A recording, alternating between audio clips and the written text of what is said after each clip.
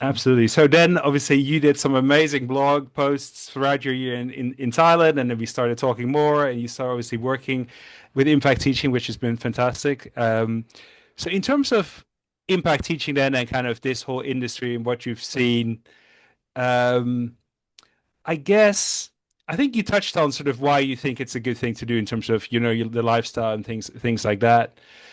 I guess maybe I have a slightly different question for you. I do, in terms of our work, like I tend to do the interviews with the candidates, but you've been in this position, you've dealt with a lot of them, you know a lot of them, they know you.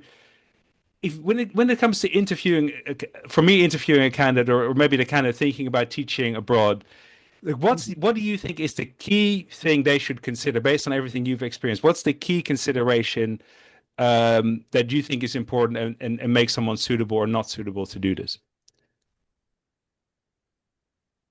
It's a great question. Do you mean what traits in a person, in a teacher, right? Yeah, I guess, yeah. I would say the most important thing is openness, more so than versatility and strength, because I think that comes. I think being reliable and working hard, that's important because you need to do that to survive as a teacher. But we've rarely had issues in the time I've been here with people like that. I would say openness and a willingness to accept that the school does things differently, Yeah. and you're there to do a job for the school. You're not there to do a job for impact teaching. You're there to do a job for the school. You're not working for an English company. Yeah. You're working for a Thai school or a Hungarian school, Mm. and being open to that and accepting the differences. And then culturally, I'm not saying you have to eat frog, you know, Thai frog or Hungarian pig's trotters or whatever, but just an attempt to kind of assimilate and an openness.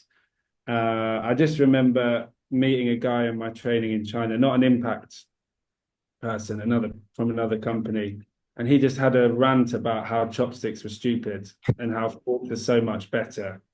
And I was just like, you're not going to get very far, mate. You're not going to enjoy this for a start. You need to be open and want to meet people and absorb the culture and accept you won't agree with it all the time.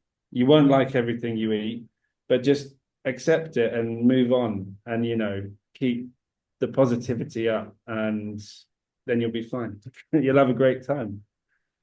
That's a great point. I think I actually might tweak the way I talk to the candidates because I think that's a really good way of framing it. So,